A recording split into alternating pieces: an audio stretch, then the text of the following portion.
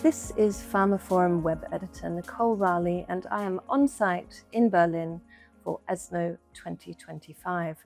And with me today is Jan Kirsten, who is global head of the rare tumour business for SpringWorks Therapeutics, a healthcare company of Merck KGaA. Pleasure to speak with you today, Jan. Thank you, pleasure for me.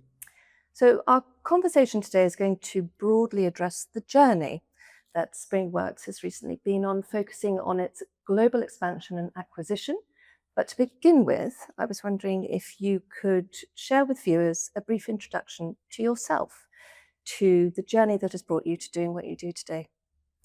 With pleasure. My name is Jan Kirsten. I'm responsible for the business in the moment overall of the rare tumors in Merck. I am with Merck now since 10 years. I was part of a journey to find, so to say, the acquisition target SpringWorks at that time. For my background, I'm a biologist and also business economist. And in that context, I'm working on strategic projects for many years, building businesses, transforming businesses. And one of the ideas Merck had 2 years ago was to find an area where we can really help and get closer to patients, as we did in all the other areas and franchises we have built. And the rare tumor area is one of high medical need, where patients really need support. And I think this is where we see our chance to combine our innovation history. And we collected a team who were actually, in that regard, looking for those areas. Thank you. So SpringWorks' presence at ESMO is in rare oncology, as you've been explaining. And I was therefore wondering if you could describe that landscape for us and explain what's interesting, what's upcoming, and what is changing in the rare disease space. So as SpringWorks is mostly in two areas of the rare disease or rare tumor area. On one hand, in the desmoid tumor area, and on the other hand, on the NF1-PN. I think these are very specific areas and that space of rare diseases, rare tumors. And in the desmoid tumor area, which was totally underserved for centuries by now, we now, with Ogsiveo, which just gets launched in that moment in Germany, help patients who've been in high need for a long time. We've been in the US present already since nearly 2 years now. And I think this is the trend which describes very nicely that space is in rare tumors. There's a lot of indications where patients suffer and need support. And I think this is what is changing now is we see more products coming to market and more also companies investing in that space, thanks God, because I think there's a high need in that space. Desmoid tumor specific is one example where we are present now, but also NF1-PN, where we now launching in this moment also in Germany, in Europe, in the first country, and helping patients in that space who had no help, especially in the adult indication, where there was never help so far, with our product ESMO25 in Germany called, and in US called Gomekli. But it shows something where companies in an area which is rather small see the need and really been stepping in and driving innovation. And with a big help on that one, we see more innovation to come also in the near future. So let's turn to the journey that is going in that direction. Yeah. And talking about SpringWorks' journey so far, can you discuss the acquisition by Merck and what that means for SpringWorks' ambitions? I may describe from both sides, from the Merck and the Yeah. SpringWorks sides. So I think the beauty is SpringWorks brings a deep expertise in rare tumors to the Merck organization.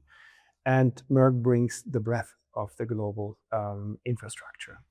And the idea really was, when both, so to say, came together and the acquisition was formed, is to take those highly innovative products and really help more patients across the world in a very quick time. It's like our focus is on expanding and giving access to those drugs worldwide now as a priority number one. So this is true for ESMO25, Gomekli, as well as for Ogsiveo. We're expanding in Europe now, covering the larger European countries and the smaller ones in the next 1.5 years, and then even go in the rest of the world to help there.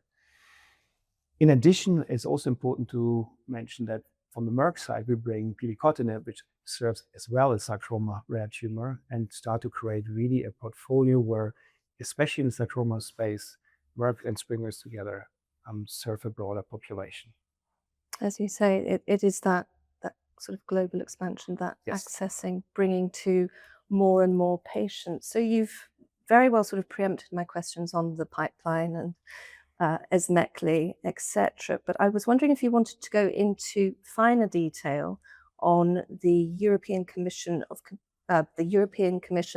conditional marketing authorization of ESMO25, also known as mirdametinib, for the treatment of symptomatic inoperable plexiform neurofibromas, also known as PNs, in pediatric as well as adult patients with neurofibromatosis type 1 or NF1, aged 2 years and above. That's a very specific question.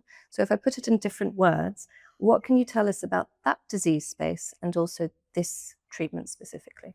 So in NF1-PN, in the European space in the moment, the adult population is so far not served at all. So there is no medication approved today which helps those patients, which means, especially in the European environment, true as well in the US, but there now we have launched already with GOMEKLI, which is just another name for ESMO25, that the first time in Europe, we now have a solution where patients can be systemically treated.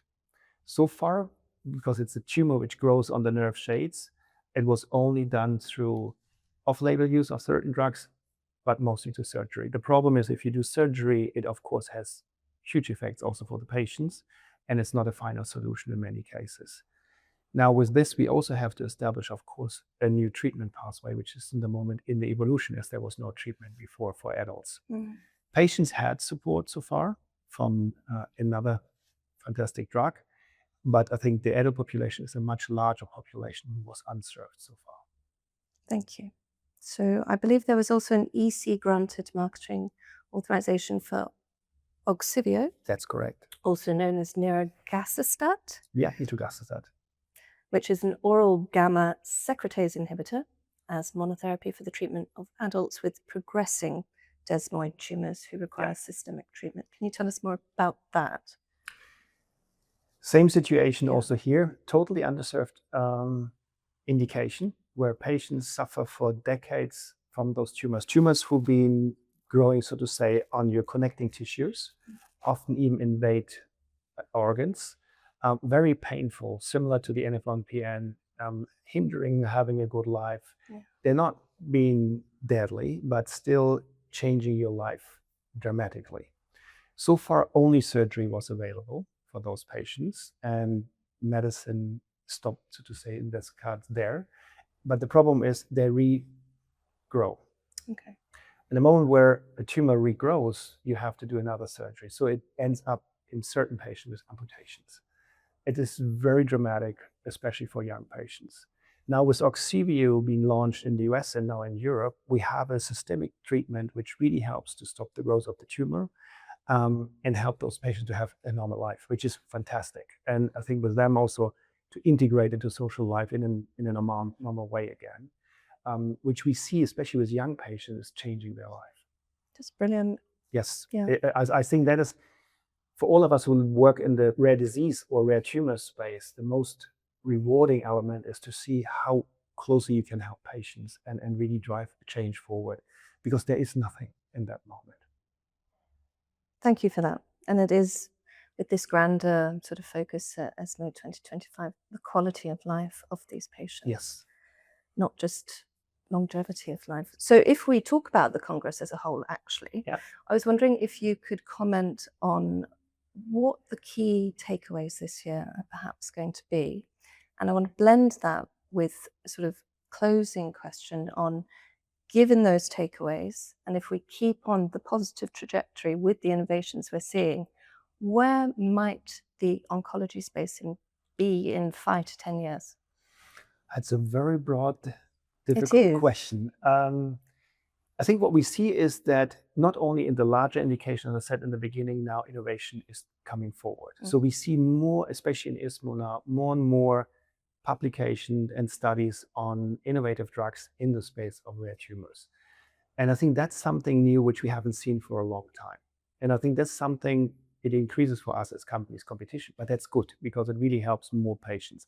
And that's a positive trend you see picking up much more in the last 2 years. And much more positive results also coming out, which giving a lot of confidence that we will see in the next 5 years, 10 years, fantastic drugs coming to market. And I think What's now important is to better understand how to use them in the right way and evolve, so to say, the treatment landscape for those unserved or underserved indications. I think that's a big topic, because even just having a new drug is not enough. We really need to understand and also how to integrate it in the best way into the treatment pathway. And I'm very confident that the next 5 years will lead to a much better treatment paradigm for patients in rare tumors. Thank you, Jan, for your time today. It's been a pleasure. Thank you. It was a pleasure. Absolutely.